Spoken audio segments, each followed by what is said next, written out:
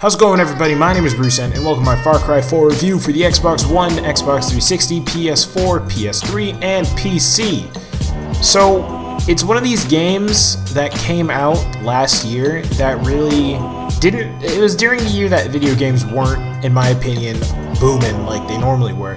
However, it was number 2 on my 2014 Game of the Year listing. It's a game that Ubisoft actually finished that year, GG Ubisoft, and they haven't fucked anything up in 2015, so they're doing pretty good. No, but seriously, Far Cry 4 is similar to Far Cry 3 in various ways, with the skinning of animals, guns being bought through outposts and stuff like that, and a crazy main villain. In Far Cry 3 it was Voss, and Far Cry 4 it was Pagan Min, both of whom I loved equally, but to be perfectly honest with you, I loved Pagan Min a lot more. But the stuff like that's the stuff that pretty much made those two games very similar. But I don't know, this installment did things very differently. Plus the Clash played over the title and ending slates. It felt like a fresh new adventure being in Kyrat with the Himalayan mountains and stuff like that. It was a more broader horizon of world for me to explore, if that even makes sense. I was able to explore things and feel accomplished around getting around the map, even though the map was pretty huge and I did get annoyed sometimes. Naturally, there were things that were good and bad with the game. Some of the pros were Elephantos, sidearms like the auto crossbow and mini grenade launcher, the minicopter, and the choosable paths.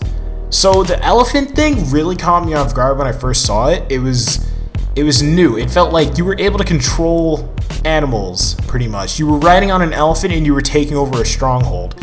As opposed to Far Cry 3 where you were just riding in a little Jeep and you had your homies in the back and you were just like, bang, bang, bang, we own this place now. No, it's fucking different. You got an elephant and it's fucking amazing. You're just riding on top of the elephant and you're tearing shit up. And then the sidearms, like the auto crossbow, I didn't personally get the auto crossbow in my playthrough. I saw other people have it. I'm probably going to get around to getting it. I think it's a signature weapon, actually. The mini grenade launcher was super helpful. I mean, you get it pretty much right as you start the game, just about, if you play for an hour and a half, and you get it, and you don't even have to have a main thing. So if you combine Elephantos with the mini grenade launcher, you're an unstoppable force. And then here comes the minicopter, which is my second choice of vehicle in the game always. It's either Elephantos or the minicopter or bust. But the minicopter and the mini grenade launcher, that just makes it perfect, because in co-op you could have your friends hang off the minicopter with the mini grenade launcher, and you could have the grenade launcher in the copter, and it's just fucking tons of explosive fun, and it's really awesome. Now the choosable paths, Amina and Sabal, those are interesting. I've been playing tons of games with choices. And honestly, that was sort of tough because Amita wanted something completely opposite. She wanted to break away from the original tradition, and Sabal wanted to go about the tradition and keep things going as they were, just to try and, I guess, make them better in his favor. Now, some of the cons with the game were the long mission checkpoints. There were lots of side activities that drove you away from the main story, and everybody was pretty much a shitty character except for Pagan Min. And even though I said I enjoyed the choosable paths, I did enjoy the choosable paths. I just thought that Sabal and Amita were not strong characters in the story. They weren't dynamic enough for me, I guess. I don't really fucking know. But I'm going to explain some of these. The long mission checkpoints, it took you forever to pretty much get a mission checkpoint, in my opinion. When I was doing the launch of this mission in the Himalayas, I'm pretty sure I skipped a checkpoint or two, because I died in a specific area and I ended up there.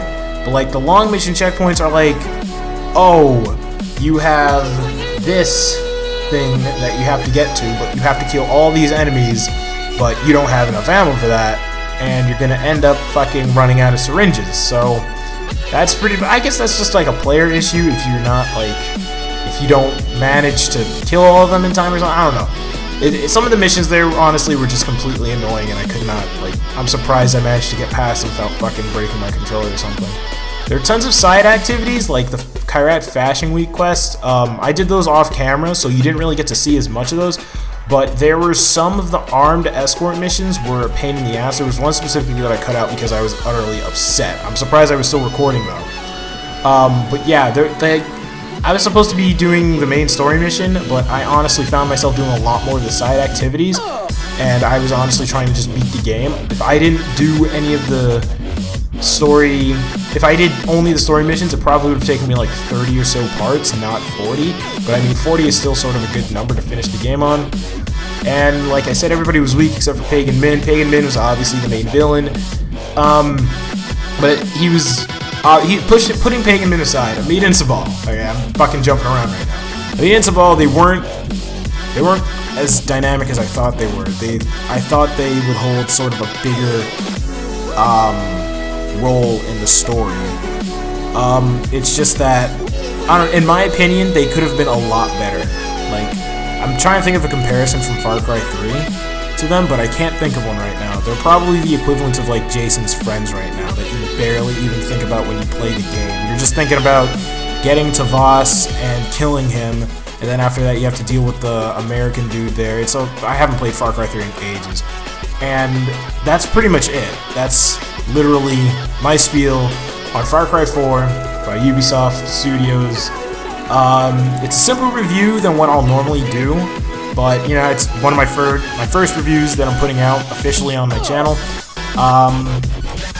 My score on the game out of 10 is an 8 out of 10. You can nab it up on Steam for $60 and in stores for $60. I'd recommend getting it for around $30 or $40 like I did. Even on next gen, it's like $30 or $40 at GameStop because they had it on sale.